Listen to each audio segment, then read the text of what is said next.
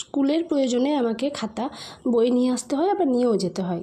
তো অনেক খাতা আনার জন্য মানে আমার ব্যাগটা খারাপ হয়ে গেছে, তো ওই জন্য ওর বাবা আমাকে এই ব্যাগটা এনে দিয়েছে, যাতে করে অনেকগুলো খাতা আমি নিয়ে আসতে পারি। কিন্তু দুর্ভাগ্যবশত এই ব্যাগটাতে ফ্রন্ট সাইড এবং ব্যাক সাইড দুই দিকেই লোগো আছে কোম্পানির। তো ওই লোগোটা আমার একদমই ভালো লাগছে না। তো ভাবলাম যে আমি লোগোটার ওপরে মানে ওটাকে ঢাকা দিয়ে ওর ওপরে কিছু করি। তো এর আগে আমি কাপড়ের ওপরে কখনো আমি রং করিনি। ক্লাস 7-এ পড়তে স্কুল থেকে একবার দিয়েছিল একটা টেবিল ক্লথ, কিন্তু সেটাতে আমার বাবা হেল্প করেছিল, তাই আমি বলবো না যে ওই কাজটা পুরো আমার ছিল। কিন্তু আজকে যেটা করছি সেটা মানে সম্পূর্ণ প্রথম আর আমার নিজের করা।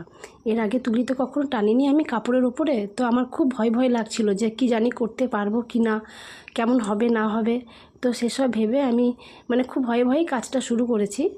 আর কাজটা করতেও আমি অনেক প্রবলেমও ফেস করেছি, হয়তো বারবার করতে করতে আমি শিখে নেবো যে একটা কালার দেওয়ার পর আর একটা কালার দিতে গেলে এটা না শুকালে যদি তার উপরে দিয়ে দিচ্ছি তাহলে রঙগুলো মোটা হয়ে যাচ্ছে। তো মানে অনেকগুলো করে প্রবলেম ফেস করে তারপর আমি করেছি। তো এরপরে ব্যাক সাইডটাও আছে, ওটা আর একদিন করবো, দেখি ওটা করতে পারলে ওটারও ভিডিও আমি পোস্ট করব।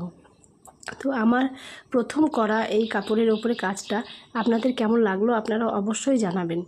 আর যেহেতু এটা আমি খুব ছোট করে ভিডিওটা দেখাচ্ছে বলে ব্যাগটা বোঝা যাচ্ছে না, আমার এই ছবিটি আঁকা কমপ্লিট হয়ে গেলে আমি ব্যাগটার পুরো ছবি আপনাদেরকে দেবো, কেমন হয়েছে আপনারা অবশ্যই বলবেন।